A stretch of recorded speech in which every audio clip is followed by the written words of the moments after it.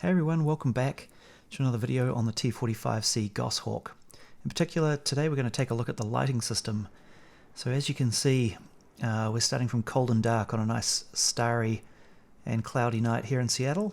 Here you can see the overhead lamp that I've got illuminated by default. We're going to get the bird cranked up here, get some power in, get the engine started and so forth, and so we can start turning on some of the lights and things, and you get more of a view. So by default you can turn on the instrument lights, some cabin lights. You can see the side panels are now illuminated. Those are all down on the right hand side of the panel. And here you can see I'm switching on various systems, getting them ready for the start, getting the APU fired up.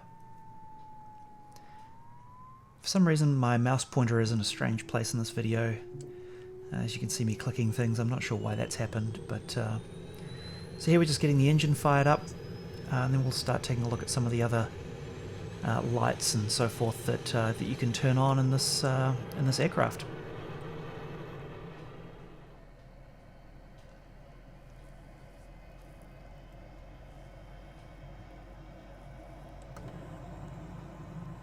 So while our engine's spooling up, let's close the canopy. You can see we've got a couple of other systems to get cracking here. Let's turn on the two bezels, the two screens up the front here. Again, they add some more lighting to the cabin interior during the evening or during the night.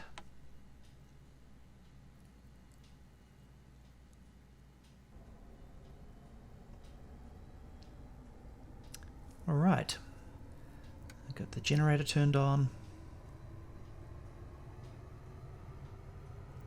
So there's quite a good amount of just ambient light in the cockpit with the two side panels illuminated and the front panel. Now we're going to take a look at the switches on the right hand side of the cockpit. You can see nav switches and external strobes and so forth that you can turn on. We'll take a look at those.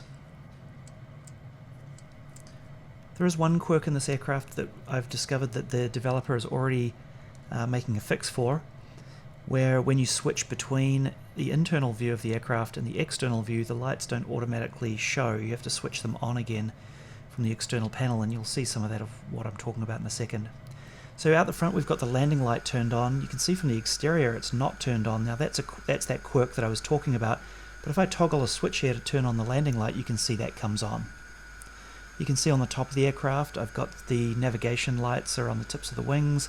Also the strobe is now turned on, so you can see that flashing on the top of the aircraft as well.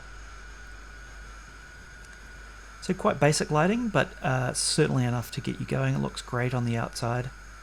And you can obviously see where you're going with taxiing and heading off down the runway to take off and things like that.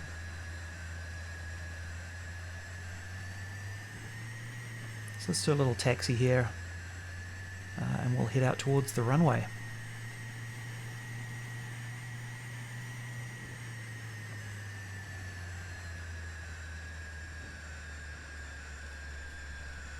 Just give you a better view as we move away from the grassed area.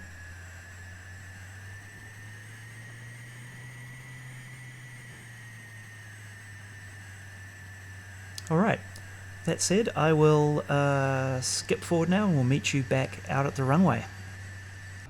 Okay, here we are on the runway. Let's go take off and take a look at this thing in the sky.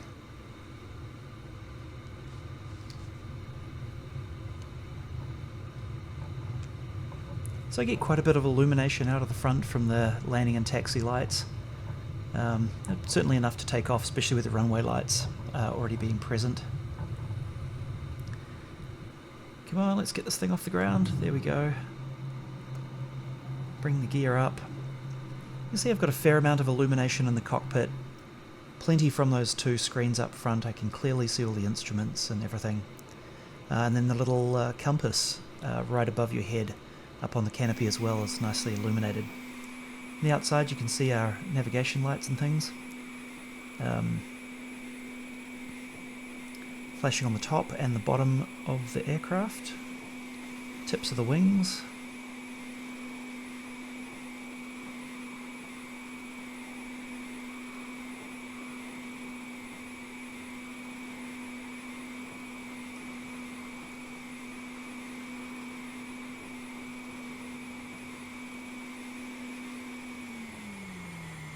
And let's go get the gear down and take a look.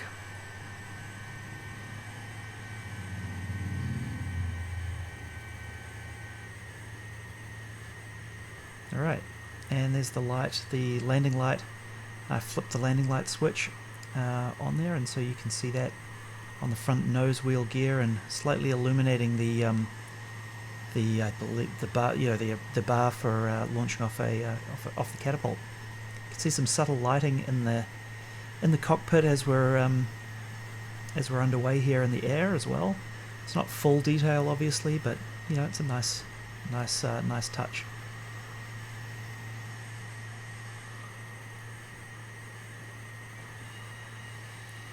Let's get the gear up, and now I'm going to head back for a very dodgy landing.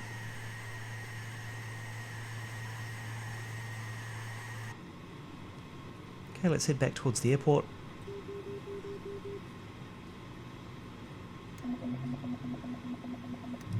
Let's get some flaps out, slow down a bunch, get our gear down. I'm probably doing this all wrong in terms of the speeds I'm supposed to do this stuff at. SeaTac is off in the distance there, but I think I might actually go for Boeing Field, which is this one directly ahead of us now. This is where they make all of the 737. Boeing makes all of the 737s in the world. Have come from a factory that's adjacent to this field. And it's, if you ever get time to visit the Museum of Flight in Seattle, it's also on this field. They've got a Concorde, a space shuttle mock-up, and everything. It's great. Alright, so let's come down. You can see I'm making a fairly balked attempt at this landing here. But once we get down here, let's get our lights on and you'll see some illumination as we land.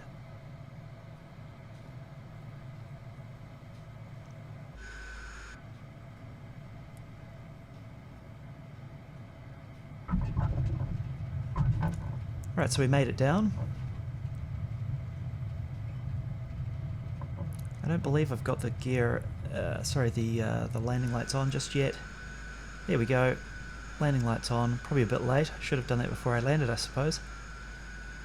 But yeah, like I said, there's a quirk currently in the aircraft where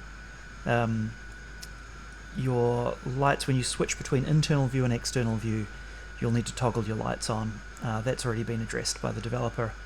There was a bug introduced in Sim Update 3 by the Microsoft Flight Sim 2020 team, and so the developers had to go and fix that up. India Foxed Echo.